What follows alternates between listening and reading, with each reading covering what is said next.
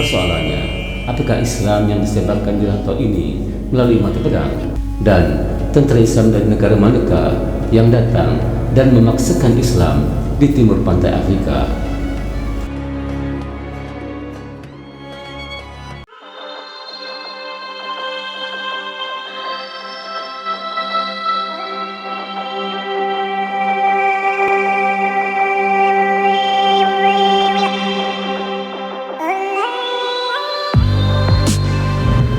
Selama 300 ayat yang saya usulkan kepada Menteri Agama Indonesia itu tidak dihapus. Sampai kiamat pun, sampai kapanpun terorisme tidak pernah akan berhenti.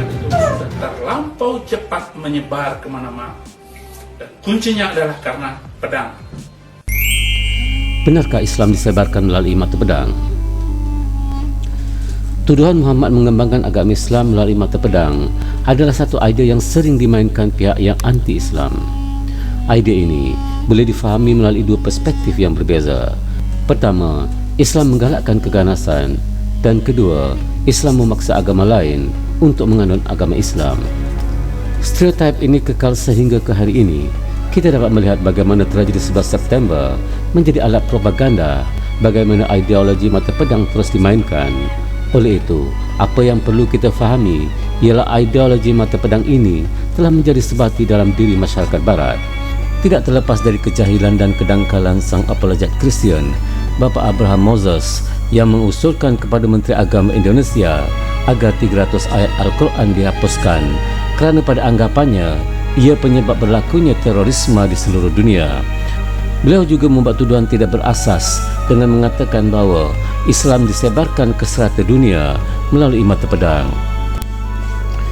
Persoalan ini merupakan salah faham di kalangan sebahagian bukan Islam bahawa Islam tidak mempunyai jutaan penganut seluruh dunia jika ia tidak disebarkan dengan kekerasan. Fakta-fakta berikut akan menjelaskan bahawa jauh sekali daripada menggunakan mata pedang untuk menyebarkan Islam. Perkembangan Islam di pantai timur Afrika. Islam datang di sepanjang pantai Afrika Timur di sekitar abad ke-8 sebagai sebahagian daripada dialog berterusan antara orang-orang pantai timur dan pedagang dari Teluk Parsi dan Oman.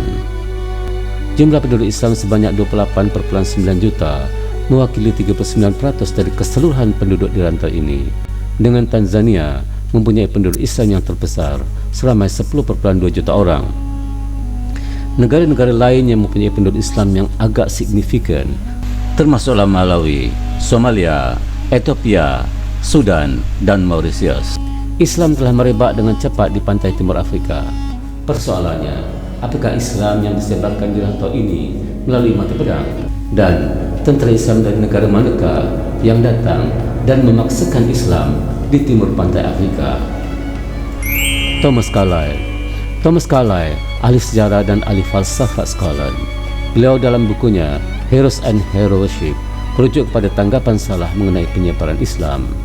Sememangnya mata pedang, tetapi di manakah mata pedang itu diperolehi? Setiap pendapat baru pada permulaannya secara tepat ialah minoriti yang satu di dalam pemikiran seorang manusia sahaja, dan ia kekal di situ. Satu orang sahaja dari seluruh dunia mempercayai hanya seorang manusia menentang seluruh manusia, bahawa dia mengambil mata pedang dan cuba menyebarkannya. Tidak banyak yang dapat dilakukan. Kamu mesti mendapat mata pedang kamu. Satu kesemuanya. Sesuatu itu akan tersebar dengan sendirinya. Tiada paksaan dalam beragama. Dengan mata pedang manakah Islam tersebar? Sungguh pun jika orang Islam memilikinya, mereka tidak boleh menggunakannya untuk menyebarkan Islam. Firman Allah Subhanahu wa Ta'ala yang bermaksud, tidak ada paksaan dalam agama Islam, kerana sesungguhnya telah nyata kebenaran Islam daripada kesesatan.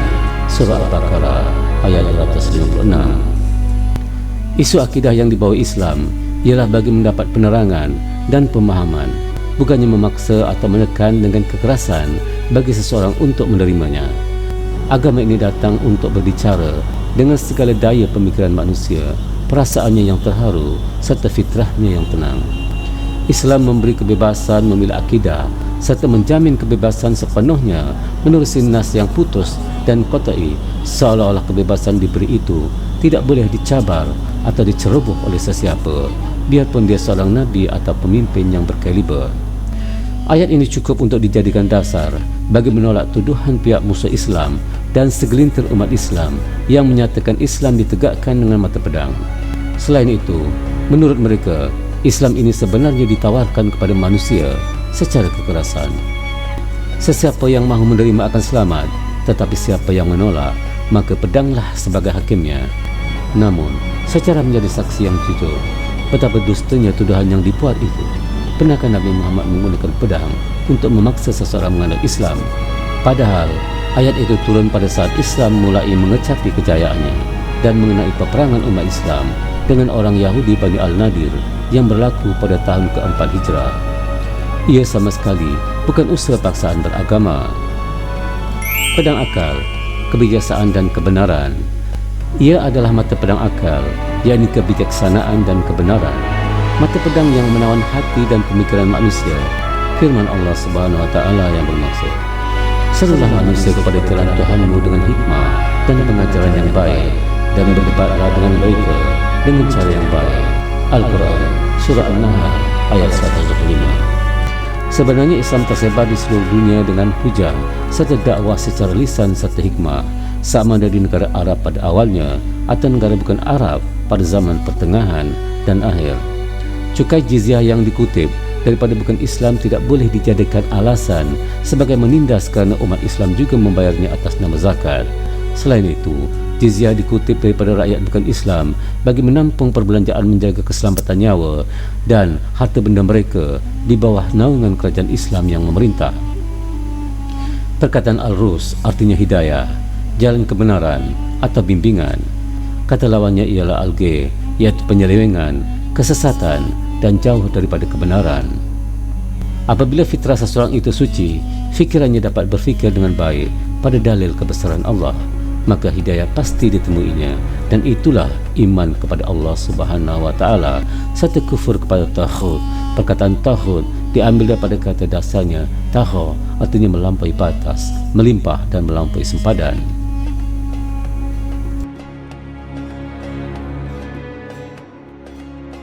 Semoga ada manfaat dan pelajaran dari apa yang telah dipaparkan. Saya mengharapkan semoga perkongsian ini menambah wawasan dan pencerahan. Supaya anda tidak ketinggalan dengan video-video berikutnya, jangan lupa tekan tombol like, share dan subscribe ke atas channel ini.